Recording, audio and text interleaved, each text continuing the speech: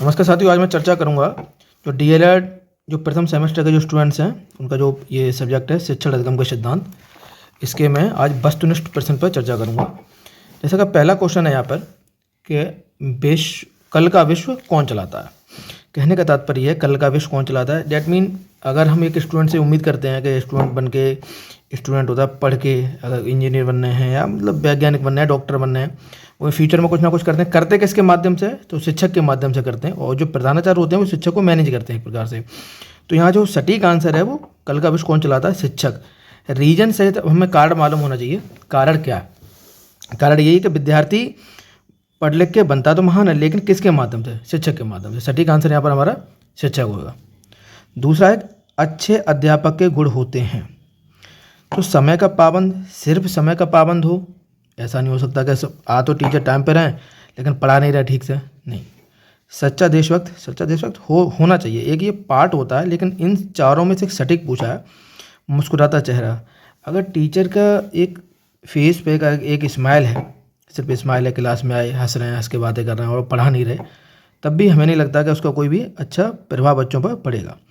तो विषय वस्तु पर अधिकार एवं स्वतंत्र अभिव्यक्ति, एक टीचर की जो अपना जो उसका कोई सब्जेक्ट होता है उस पर उसका एक अपना एक पावर मतलब कमांड होनी चाहिए, और स्वतंत्र अभिव्यक्ति, अपने विचारों की अभिव्यक्ति है जो वो है उसके फ्री होना चाहिए। तो ये इसका सटीक आंसर ये वाला निकलेगा, विषय वस्तु अधिकार एवं स्वतंत्र अभिव्यक्ति। तीसरा क्वेश्चन है हमने अब तक जो सीखा है उसमें सबसे अधिक भूमिका है। फर्स्ट ऑफ ऑल जो रॉन्ग हमें लग रहा है पहले उनको हटाइए। अब सूंघने से तो हम कोई सीख नहीं सकते ना, उसकी क्या भूमिका होगी, हटाते हैं। सिर्फ सुनने से, ऐसा तो नहीं लगता कि सुनने से सब कुछ सीख लेंगे। अच्छा, स्पर्श से आप क्या सीख सकते हैं? स्पर्श से कितना सीख लेंगे? स्पर्श से भी नहीं। सटीक आंसर है जब तक हम ऑब्जर्व नहीं करेंगे, किसी भी चीज़ को देखेंगे नहीं, देख के जब चीज़ें मेन जो दिमाग में जाती है हमारी देखने से, है ना, ऑब्जर्व जब तक नहीं करेंगे तब तक हम किसी भी चीज़ को ढंग से नहीं सीख सकते। तो हमने अब तक जो सीखा है उसमें सबसे अधिक भूमिका होती है देखने की। फर्स्ट ऑफ ऑल हम देखेंगे, उसके बाद चीज़ों को हम अपने दिमाग में रखते हैं, उसके बाद फिर उसको सीखने का प्रयास करते हैं। और ये पुस्तक वगैरह बहुत आती हैं कि किसने कौन सी पुस्तक लिखी है, उसके राइटर मतलब जो भी कौन है। तो पहला क्वेश्चन है we become better teacher micro teaching approach नामक पुस्तक के लेखक हैं तो डॉक्टर पासी। इसमें कोई टेक्स्ट तो काम करेगी नहीं, कुछ समझने वाली बात नहीं है, बस ये है कि बुक है, अब बुक को आपको याद करना है, उसके राइटर को याद करना है। अगला कॉन्सेप्ट है सीखने के कौन कौन से प्रकार होते हैं। तो एक इसमें मैं ट्रिक बताऊं, अगर किसी भी ऑप्शन में अगर उपयुक्त सभी अगर आ जाए तो आप 90% श्योर हो जाइए, 90-80% श्योर हो जाएगी कि आंसर उपयुक्त सभी पर ही आप टिक लगाएं। तो सीखने के कौन कौन से प्रकार हैं, तो हम बच्चों को निर्देश भी देते हैं, ज्ञान भी देते हैं, गामक। तो ये उपयुक्त सभी दो ऑप्शन में ठीक लग रहे हैं तो उपयुक्त सभी तो ऑटोमेटिक हो ही जाएगा, ज़्यादा हमें इसमें पढ़ने की जरूरत है ही नहीं। सामाजिक प्रेरक हैं, अब सामाजिक प्रेरक का मतलब है समाज से। अब भूख तो समाज से नहीं लग रही ना, मैं समाज को देख के क्या भूख लग जाती है। प्यास ये भी समाज से नहीं लग रही है। प्रेम ये कॉन्सेप्ट अलग है, ये प्रेम को समाज से नहीं जोड़ सकते आप, ये भी हमारे मन मस्तिष्क और ये सब बॉडीली जो हैं, ये जो भूख प्यास और प्रेम समाज से हमें मिल रहा है आत्मगौरव। डैट मीन अगर हम प्रसिद्ध हो रहे हैं या मैं थोड़ा सा मोटिवेट कर रहा है तो समाज कर रहा है, ऊंचा नीचा दिखा रहे हैं समाज के माध्यम से। तो यहाँ पर ये सामाजिक प्रेरक में आत्मगौरव हमारे यहाँ पर सटीक आंसर आएगा। सबसे पहले हम वो वाले ऑप्शन हटाते हैं जिनको जो यहाँ पर इसको संतुष्ट नहीं कर रहा, उन ऑप्शन को पहले आप हटा लीजिएगा। फिर आपको जो लग रहा है ये दो ऑप्शन, उनमें आप विचार करें, फिर आप टिक लगाएं। आप सही उत्तर की तलाश में पहले ना घूमें, आप पहले जो गलत आंसर आपको लग रहा है उसको पहले दिमाग लगाइए, इसमें गलत कौन सा हो सकता है। अगला है शिक्षण की गति आधारित होनी चाहिए। आज की डेट में जो शिक्षा चल रही है वो बाल केंद्रित शिक्षा है, बच्चों को केंद्र में रख के की जाती है। तो अध्यापक कार्य पर नहीं, अध्यापक कार्य करने से शिक्षा की गति आधारित हो ही नहीं सकती। अध्यापक का कार्य, सपोज करो कोई अध्यापक बहुत अच्छे से स्पीड में पढ़ा रहे हैं, कोई धीमे पढ़ा रहे हैं, उस पर शिक्षण की गति डिपेंड नहीं करेगी। परीक्षा की तिथियों पर हम परीक्षा की तिथि अगर अनाउंस करते रहें कि इस तारीख को परीक्षा है, उसकी परीक्षा है, तो उस परीक्षा के आधार पर बच्चों को हम नहीं पढ़ा सकते। गति ऐसा नहीं है कि 1 महीने बाद हमारी परीक्षा है तो कोर्स हम बहुत जल्दी कराना शुरू कर दिए, नहीं। कालांश पर अपने घंटे के आधार पर नहीं कि 30 मिनट का घंटा तो उसी के आधार पर पढ़ाना, हमें छात्रों के सीखने की गति पर। क्लास कक्षा में अगर आपके छात्र बहुत अगर देर में सीख पा रहे हैं, मतलब उनका थोड़ा क्या कहते हैं कोई भी कॉन्सेप्ट समझने में थोड़ा समय ले रहा है, तो उनके आधार पर चलना चाहिए, बच्चों के आधार पर चलना ही पड़ेगा। तो शिक्षा की गति आधारित होनी चाहिए छात्रों के सीखने की गति पर। ये था, तो ये तीनों जो कॉन्सेप्ट यहाँ पर लग रहा है, तीनों ये ऑप्शन है तो कहीं ना कहीं गलत लग रहा है। सटीक आंसर हमारा छात्रों की सीखने की गति पर। मैंने पहले बोल चुका हूँ, इसमें जो रॉन्ग आंसर अगर आपको लग रहा है उसको आपको पहले हटाना चाहिए।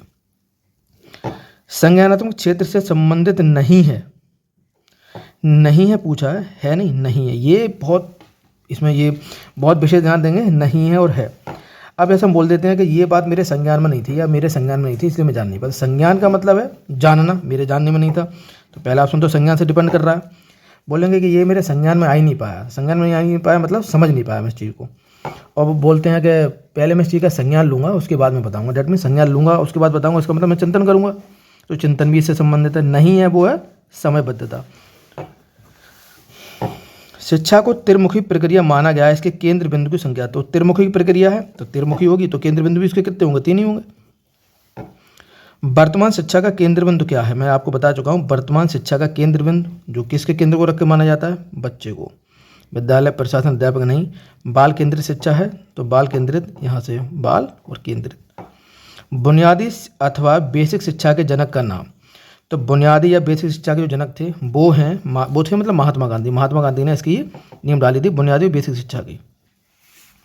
अगला क्वेश्चन है कि शिक्षा के अंतर्गत निःशुल्क शिक्षा का प्रावधान निम्नांकित है, तो निःशुल्क जो शिक्षा है वो 6 से 14 वर्ष के बच्चों के लिए, ये इसका प्रावधान गलत, 6 से 14 वर्ष के लिए।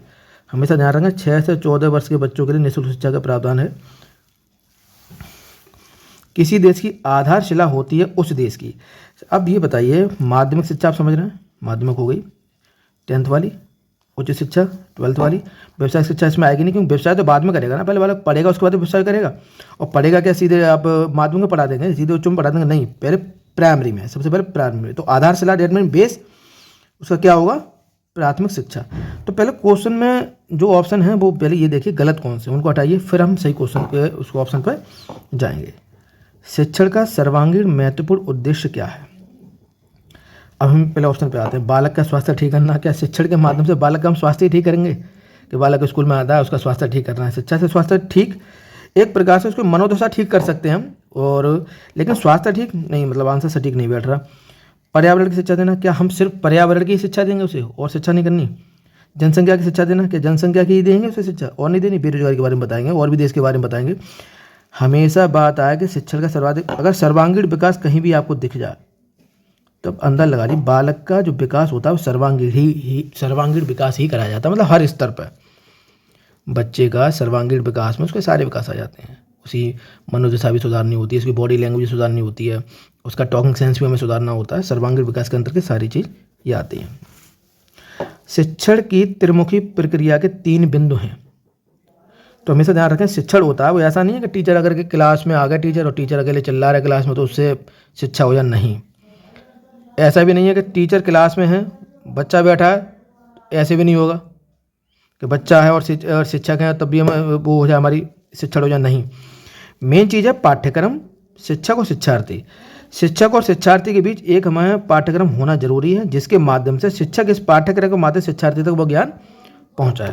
तो आज की वीडियो में 15 क्वेश्चन, बाद बाकी आगे के क्वेश्चन अगली वीडियो में करेंगे। धन्यवाद।